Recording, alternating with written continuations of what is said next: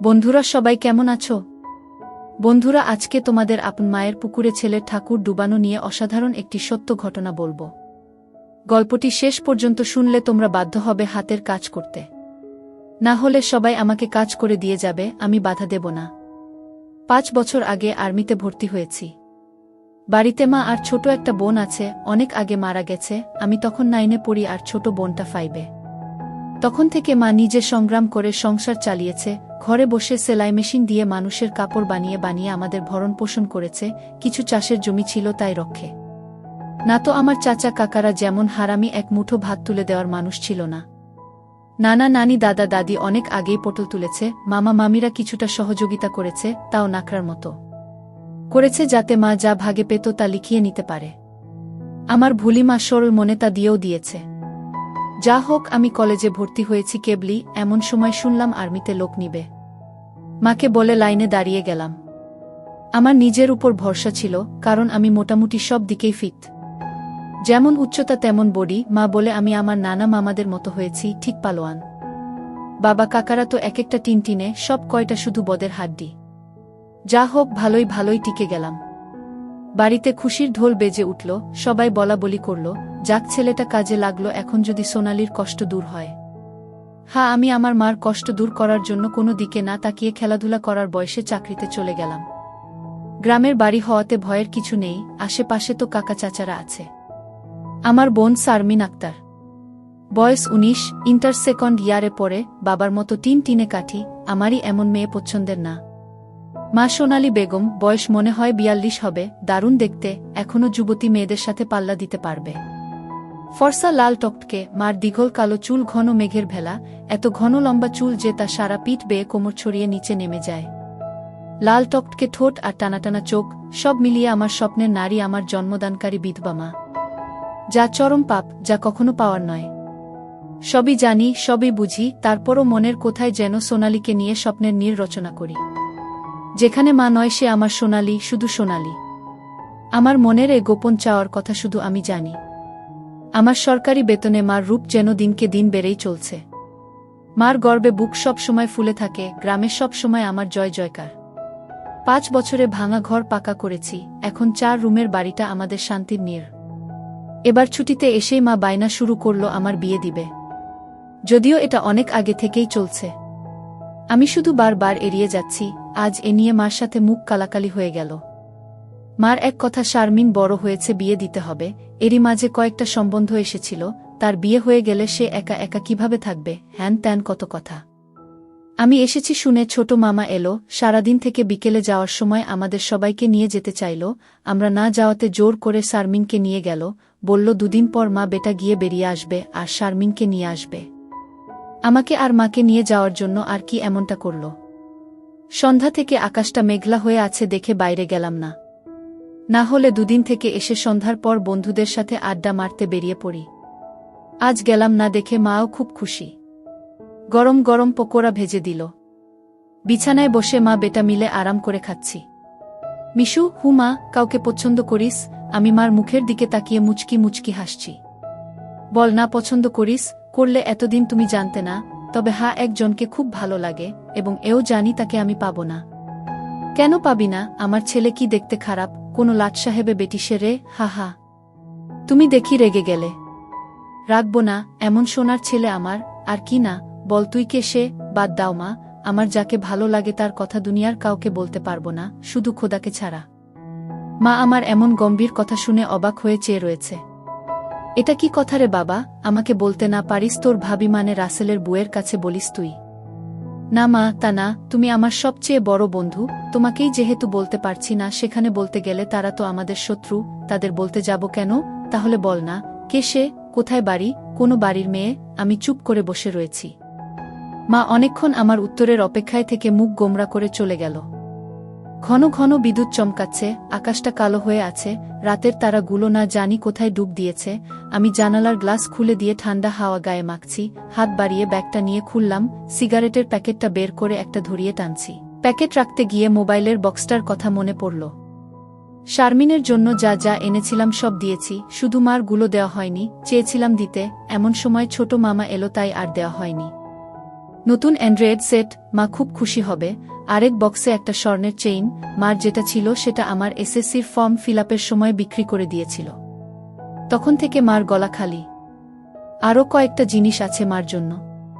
আয় খেয়ে নে, ঝড় আসতে পারে, কারেন্ট চলে গেলে খেতে ঝামেলা হবে। আমি তাড়াতাড়ি সিগারেটটা জানালা দিয়ে বাইরে ফেলে দিয়ে বললাম, হা দাও। কি লজ্জা! মা সিগারেট খেতে দেখে নিল, জানে আমি খাই, তবে এভাবে দেখেনি কখনো। ঘরে বসে সিগারেট খাওয়াটা ভুল হয়ে গেছে, সারা ঘরে সিগারেটের ধোঁয়া। মা বেটা খেয়ে দিয়ে উঠলাম। মা বল, আমার রুমে এসো তো একটু। তুই যা, থালা বাসনগুলো গুছিয়ে আসছি। আমি রুমে এসে শুয়ে রইলাম। মা আধা ঘন্টা পর হাত মুছতে মুছতে এলো। কি রে বাবা? আমি উঠে মার হাত ধরে খাটে নিয়ে বসালাম। ব্যাগ থেকে এক এক করে শাড়ি, ব্লাউজের কাপড়, ছায়ার কাপড়, একটা বাদুর বোরকা, দুটো ওড়না, একটা শীতের জামা, চাদর এবং আরও একটা প্যাকেট দিলাম। প্যাকেটটা দিলাম ভয়ে ভয়ে, কারণ ওতে দুসের ছোট জামা কাপড় আছে, জানি না দেখার পর কি বলবে।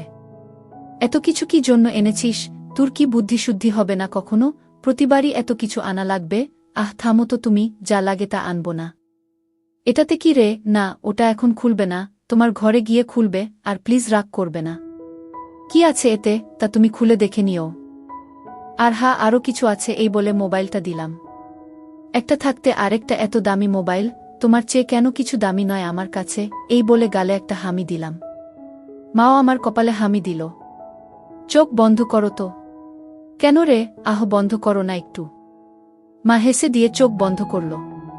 আমি চেইনটা মার গলায় পরিয়ে দিলাম। এখন চোখ খুলো মা। মা চোখ খুলে স্বর্ণের চেইনটা দেখে হুহু করে কেঁদে দিল। না মা, না, কাঁদবে না, প্লিজ মা, কেঁদে না, তোমার মুখে হাসি দেখব বলে নিয়ে এসেছি, সেখানে তুমি যদি কাঁদো তাহলে আমার খুব কষ্ট হবে মা। না রে বাবা, কাঁদছি না, তুই বুঝবি না এটা কিসের কান্না। খুশি হয়েছ মা? হা রে বাবা, অনেক খুশি হয়েছি। এই বলে মা দাঁড়িয়ে উঠে আমাকে ধরল। আমি তো কেঁপে উঠলাম। মা কখনো এভাবে আমাকে ধরেছে বলে মনে পড়ে না। ইস কি নরম, কি সুন্দর ঘ্রাণ, ও দুটো আমার বুকে পিষ্ট হচ্ছে। মা অনেকটা খাটো হওয়াতে তার মাথাটা আমার থুতনির নিচে, চুল থেকে সুবাস এসে নাকে লাগছে। নাক মুখ ডুবিয়ে দিলাম চুলে। ধীরে ধীরে আমার ওটা শক্ত হচ্ছে। মন চাচ্ছে হাত দুটো আরেকটু নিচে নিয়ে রাখি, তবে সাহস পাচ্ছি না। মা আমার যা রাগী মানুষ, ছোটবেলায় কত বেত পিটা করেছে তার হিসাব নেই। মার মুখটা দুহাত দিয়ে ধরে কপালে একটা হামি দিলাম। আর কখনো কাঁদবে না মা, আমি যেন তোমার চোখে পানি না দেখি। আচ্ছা বাবা, আর কাঁদব না। তো যাও, লাল তাঁতের শাড়িটা পরে দেখাও তো, দেখি কেমন লাগে আমার মাকে। যা পাগল, আমি বিধবা মেয়ে লোক, এমন লাল টকটকে শাড়ি পরলে মানুষে কি বলবে? কে কি বলল তাতে তোমার কি যায় আসে? আর এখানে মানুষ আসবে কোথা থেকে? মানুষের সামনে না পড়তে চাইলে পড়ো না, এখন আমাকে তো পরে দেখাও। আমার খুব মন চাইছে সাজুগুজু করে কেমন লাগে দেখতে। তাই আমার বাবা এনেছে, আর আমি পরব না তা কি হয়? তবে মানুষের সামনে কখনো পড়তে বলিস না রে। ঠিক আছে মা, আমি শুধু আমার সুন্দরী মাকে দুচোখ ভরে দেখতে পেলেই হলো। যা দুষ্টু, মাকে কেউ সুন্দরী বলে? হা হা, তাই? তাহলে কি বলবো গো? হিহি, তুই জানিস কি বলবি। বেয়াদবি নিও না, প্যাকেটে যা আছে তাও পড়ো। কি আছে রে এতে? যাও খুলে দেখো। মা চলে গেল। আমি পিছন থেকে দেখে মুগ্ধ হয়ে গেলাম। এ মহিলার কি কখনো যৌবনে ভাটা পড়বে না? প্রায় 15 মিনিট পরে মা এলো। অসম্ভব, এ কাকে দেখছি আমি? এতদিন এক পেরে শাড়িতে যে মাকে দেখেছি তার সাথে এ মহিলার কেন মিল নেয়? কি সুন্দর, অতুলনীয়, গর্জিয়াস, মার্ভেলাস, যতই উপমা দিই না কেন কম পড়ে যাবে। মা দরজার কাছে দাঁড়িয়ে আছে, আমি বিছানার পাশে হা করে দাঁড়িয়ে আছি। মা ভীষণ মায়াবী করে হেসে চোখের ভ্রুর উঠানামা করে জানতে চাইলে, কি কেমন? আমি ধীরে ধীরে মার সামনে গিয়ে দাঁড়ালাম। কি রে, কেমন হয়েছে? দারুণ মা, খুব সুন্দর, মনে হচ্ছে অ্যাঞ্জেল। যা দুষ্টু, মাকে এমন কমপ্লিমেন্ট দিতে হয়? আমার 10 পাস মা যে এমন কথাও বলতে পারে জানা ছিল না। সরি মা বলে হাত ধরে বিছানায় নিয়ে বসালাম। আমি নিচে বসে মার কোলে মাথা রাখলাম। তুমি সব সময় এমন ভাবে থাকতে পারো না মা? মা আমার মাথায় চুলে হাত বুলিয়ে দিয়ে, কি পাগলের মতো বলছিস? মানুষে দেখলে কি বলবে? তাহলে বলো, আমি যে কয়দিন থাকবো সে কয়দিন এমন করে সেজে থাকবে কেন রে? আমার খুব ভালো লাগে মা। হি হি পাগল, আচ্ছা থাকবনি। আমি মুখ উঠিয়ে মার মুখের দিকে তাকিয়ে, ওগুলো পড়েছ মা? যা শয়তান, কিছু তো শরম কর। মার জন্য কেউ এসব আনে? জানি না মা কেউ আনে কি না, তবে বাবা থাকলে হয়তো আমিও আনতাম না। সে নেই দেখে মনে হলো আমার মার তো ভালো মন্দর খোঁজ রাখার কেউ নেই, তাই নিজেই রাখি। রাগ হয়েছ মা? না রাগ হয়নি, কিন্তু আর আনিস না। কেন মা, পছন্দ হয়নি নাকি সাইজে হয়নি? সব ঠিক আছে। তবে তবে কি মা? মা লজ্জায় মুখ ঘুরিয়ে নিয়ে, তুই এনেছিস ভাবলে পড়তে শরম করে রে। আজ থেকে আমাকে ছেলে নয় বন্ধু ভাববে, তাহলে আর শরম করবে না। হবে মা আমার বন্ধু। যাহ পাগল, সমবয়সী না হলে কি বন্ধু হওয়া যায়? এ যুগে ওসব পুরনো কথা মা। তাই বলে মা ছেলে, হামা ছেলে, এতেই তো ভালো, একে অপরের কাছে আসা যায়। তুই অনেক বড় হয়ে গেছিস দেখি, কি সুন্দর কথা বলছিস। তা তো অবশ্যই, কয়দিন পর তোমার ছেলে সেকেন্ড লেফটেন্যান্ট অফিসার হবে। খুব ভালো হবে রে বাবা, খুব ভালো হবে। এমন সময় বিদ্যুৎ চলে গেল। মোবাইলটা জ্বালাতো মিশু, দেখি চার্জার বাতিটা কোথায় আছে। থাক না মা, এমন কি সুন্দর তোমার কোলে শুয়ে আছি। জানো মা, পাহাড়ি এলাকায় একা একা পোস্টে ডিউটি দেওয়ার সময় এমন স্বপ্ন রোজ দেখি। প্রতিদিন মনে হয় তোমার কোলে শুয়ে একটু যদি। ঠিক আছে, এমনই থাক, তোর যত মন চাই। ধন্যবাদ মা। হি হি পাগল। মা হু, আজ আমার পাশে ঘুমাবে একটু? কেন রে, মন চাচ্ছে তোমাকে ধরে ঘুমাতে। ঠিক আছে, যা সদর দরজাটা বন্ধ করে ঘরগুলোতে ছিটকানি লাগিয়ে আয়। আমি উঠে লাফাতে লাফাতে চলে গেলাম। আজ আমার খুশি ধরে না, কিছু হলে হতেও পারে। এক জগ পানি নিয়ে এলাম সাথে করে।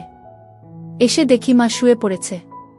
টেবিলে জগটা রেখে খাটের পাশে দাঁড়ালাম। মা দেয়ালের দিকে সরে গিয়ে আমাকে জায়গা করে দিল। বজ্রপাতের আলোতে মার মুখটা মায়াবী মায়াবী লাগছে। খোলা জানালার হিম বাতাসে আমার মনে ঝড় তুলছে। জানি না মার মনে কি চলছে। মনে হচ্ছে মা তার স্বামীকে পাশে শোয়ার জন্য জায়গা করে দিল। মা নতুন বউ, আমি তার স্বামী। দাঁড়িয়ে রইলি যে, শুবি না? হাসুই। মার পাশে শুয়ে পড়লাম, দুজনে মুখোমুখি। আধো অন্ধকারে দুজনে দুজনার দিকে চেয়ে আছি। ঘুমাবি না? তুমি ঘুমাও, আমার ঘুম এত তাড়াতাড়ি আসে না। তাই আয় কাছে আয়, মাথায় হাত বুলিয়ে দিচ্ছি। আমাকে আর পাই কে? একেবারে মার বুকের কাছে বুক নিয়ে গেলাম, তবে কোমরটা দূরে রাখলাম। মা একটা হাত সাইডে লম্বা করে দিল, এখানে মাথা রাখ। মা তার হাতের উপর মাথা রাখতে বলছে। আমি সহজ মনে তাই করলাম। নাকটা মার বগল থেকে ৩-৪ ইঞ্চি দূরে। ভালো মতো দেখতে না পেলেও বুঝতে পারছি যে এর বেশি দূরে নয়, কারণ ঘামের ঘ্রাণ পাচ্ছি। ইস, মার বগলের ঘ্রাণেই তো আমার শরীর আনচান আনচান করছে। মার বাম হাতের উপর শুয়ে আছি। মা ডান হাত দিয়ে মাথায় হাত বুলিয়ে দিচ্ছে, এতে করে আঁচল উঁচু হচ্ছে। আর যখনই বিদ্যুৎ চমকাচ্ছে তখনই ওগুলো দেখতে পাচ্ছি। নিজেকে কন্ট্রোল করা মুশকিল হয়ে পড়ছে। মিশু, হু, কাকে পছন্দ করিস বললি না তো? শুনলে রাগ করবে মা, তাই বলা যাবে না। কেন কেন, এমন কাকে তোর মনে ধরেছে যে শুনলে রাগ করব? বাদ দাও না মা, নিজেকে তোমার কাছে ছোট করতে চাই না, চাই না তোমার মনে কষ্ট দিতে। তোর কথার তো আগা মাথা কিছুই বুঝছি না। নাইবা বুঝলে মা, হু। তোমাকে একটু ধরি। মা হি হি করে হেসে, ধর। কি সুন্দর ঘ্রাণ গো মা তোমার। যা শয়তান। আমি মার এমন আশকারা দেওয়া কথায় সাহস পেয়ে তাকে চিৎ করে দিলাম। মন চাচ্ছে কোমরাটা উপর তুলে দিতে। মুখটা উঁচু করে হামি দিয়ে বললাম, আমি তোমাকে খুব ভালোবাসি মা। মা আমার মুখটা দুহাত দিয়ে ধরে, আমিও তোকে খুব ভালোবাসি রে সোনা। আমার ভালোবাসাটা অন্যরকম মা। কেমন রে? মা ছাড়া আরো অনেক কিছু। কেমন? শুনলে রাগ করবে না তো? আহ বল না, এত পেঁচাচ্ছিস কেন? তুমি আমার ড্রিম গার্ল মা, তাই তো? কি? হ্যাঁ মা, জানি এটা শুনে আমাকে খারাপ ভাবছ, এজন্যই বলতে চাইছিলাম না। আমি তোর মা মিশু, এমনটা কিভাবে ভাবতে পারলি? জানি না মা, শুধু জানি আমি তোমাকে প্রচণ্ড ভালোবাসি, তোমাকে ছাড়া কাউকে ভাবতে পারি না। চুপ কর বেয়াদব, এমন কথা বলতে তোর মুখে বাজছে না? সরি মা। এই বলে তার উপর থেকে উঠে খাট থেকে নেমে পানি খেলাম। মাও বিছানার উপর উঠে বসেছে। বুঝতে পারছি সে অবাক হয়ে আমার দিকে তাকিয়ে আছে। জানালার ধারে গিয়ে দাঁড়ালাম। বৃষ্টি থেমে গেছে, তারপরও আকাশ কালো হয়ে আছে।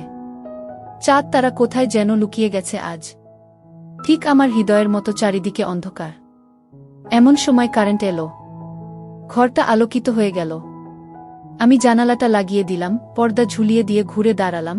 মা বিছানার উপর হাঁটুতে মাথা দিয়ে নির্বাক বসে আছে। ফ্যানের হাওয়া আমার রেশমি চুলগুলো দোলা দিচ্ছে। মনে হচ্ছে নববধূ বসে আছে। মা মুখ তুলে আমাকে তার দিকে এক মনে তাকিয়ে থাকতে দেখে, এখনে আয়। আমি মার কাছে গেলাম। বস। বসলাম। মা আমার পিঠে হাত বুলিয়ে দিয়ে বলে, এমনটা হয় না বাবা, আমার লক্ষ্মী সোনা ছেলে। আমি কিছু মনে করিনি। আমি জানি তোদের বয়সের ছেলেদের ফ্যান্টাসি হয় খালা, চাচিরা। তবে মাকে নিয়ে ফ্যান্টাসি রচনা করা একটু বেশি হয়ে যায়। সরি মা। আমার ভোলি ভালি মা যে এতটা বুঝে, এতটা পোক্ত আমার জানাই ছিল না। এত অনেক শেয়ানা। ঠিক আছে, চেষ্টা কর আমার উপর থেকে মনটা সরিয়ে অন্য দিকে নিতে, বিয়েটা করে নে, দেখবি সুন্দরী বউ পেলে মাকে ভুলে যাবি। আমি মাথা নিচু করে, পারবো না মা, প্লিজ, নিজের সাথে অনেক লড়াই করেছি, আমি ক্লান্ত মা, কিছুতেই তোমাকে মন থেকে সরাতে পারি না। কেন রে, কি এমন পাস আমার মাঝে? আমি মুখ তুলে মার মুখের দিকে তাকিয়ে, জানি না মা, শুধু জানি তুমি আমার সব, তোমার কথা চিন্তা করলেই আমার কি তোর পাগল হয়ে যায় মা। মা মুচকি হেসে, ও কিছু না, নিষিদ্ধ জিনিসের প্রতি টান একটু বেশিই হয়, আমি তো বুড়ি হয়ে গেছি, তুই যেমনটা ভাবিস তেমনটা আমি আর নেই। মার এমন কথা শুনে আমি কেঁপে উঠলাম। মা কি ইশারায় আমাকে বুঝালো যে তার জিনিসপত্র আর আগের মতো নেই, দেখলে আমার পছন্দ হবে না? দেখ বাবা, এক একজনের এক একজনকে ভালো লাগে, তাই বলে কি তাকেই নিজের করে পেতে হবে এমন কেন কথা আছে? অন্য কেন মা হলে এসব কথা শোনার সাথে সাথে চিৎকার চেঁচামেচি করে বাড়ি মাথায় তুলত। আমি কিন্তু তা করছি না, কারণ তুই আমার একমাত্র ছেলে, নারী ছেঁড়া বাঁধন, তোকে আমি অনেক ভালোবাসি, তাই বলছি আমার ভালোবাসার মর্যাদা রাখতে বিয়ে করে নে বাবা, দেখবি ধীরে ধীরে আমার থেকে মন বোমার দিকে চলে গেছে। ধন্যবাদ মা, তুমি আমার কথা মন দিয়ে শুনেছ এবং যুক্তি দিয়ে ভালো মন্দের বিচার করেছ বলে। তবে লজ্জা না করে বলছি মা, এর আগেও আমি দু একটা মেয়ের সাথে মিশেছি, তারা শুধু সুখ পেয়েছে আমার কাছে, আদর ভালোবাসা একটুও পাইনি আমার কাছ থেকে। এমনকি আমার নিজেরও হয় না যতক্ষণ চোখ বন্ধ করে তোমাকে না ভাবি। যখন সেসব মেয়েদের জায়গায় তোমাকে কল্পনা করি তখন আমি আর নিজের মাঝে থাকি না, সুখের সাগরে ভেসে যায়, কেবলমাত্র তখনই হয় আমার। তুই তো অনেক দূর এগিয়ে গেছিস, তাহলে আমি অনেক আগে থেকেই বুঝতে পেরেছিলাম যে আর চোখে লুকিয়ে লুকিয়ে আমাকে দেখিস। ভাবতাম শয়তান ছেলে পুলে, আরেকটু বড় হলে সমবয়সী মেয়েদের সাথে মিশলে ঠিক হয়ে যাবে, কিন্তু এখন দেখছি তা না, তোর দেখি বয়স্ক মহিলাদের ভালো লাগে। এতক্ষণ মার সাথে এত খোলামেলা কথা বলতে পেরে নিজেকে অনেক হালকা লাগছে। সাহস করে মাকে ধরে শুইয়ে দিলাম। মা চুলে হাত বুলিয়ে দিচ্ছে। আমি তাহলে কি করব মা? সেটাই তো ভাবছি। যেটাই ভাবো মা, আমার মতো পরিবর্তন হবে না। মানে কি? মানেটা তুমি ভালো করেই জানো। মার কণ্ঠে এবার সত্যি সত্যি রাগের আওয়াজ পেলাম। তাই বলে সারা জীবন বিয়ে করবি না, নাকি ছেলে হয়ে মাকে বিয়ে করতে চাস? মা যে এমন কথা ঠাস করে বলে বসতে পারে তা আমি চিন্তাই করিনি। আমি বললাম, বিয়ে না করতে পারলেও তো তুমি আমার হতে পারো। এটা কি মামা বাড়ির আবদার নাকি? ছি ছি মিশু, এমনটা বলতে তোর মুখে বাঁধল না? তাহলে সারা জীবন ছেলেকে এভাবেই দেখতে পাবে মা, তোমার এই মিশু কখনো বিয়ে করবে না। মার চোখে জল টলমল করছে, আমি হাত দিয়ে তা মুছিয়ে দিলাম। আমি তো এমন কিছু করিনি মা, তাহলে তুমি কাঁদছো কেন? আমরা দুজন জাস্ট আলাপ করছি। মা অনেকক্ষণ চুপ থেকে, শুন বাবা, লজ্জা শরমের মাথা খেয়ে বলছি, তোর কষ্ট আমি দেখতে পারবো না। আর বয়স্ক মহিলাদের কাপড় চোপড়ের উপর থেকেই কেবল ভালো লাগে, খুললে নয়।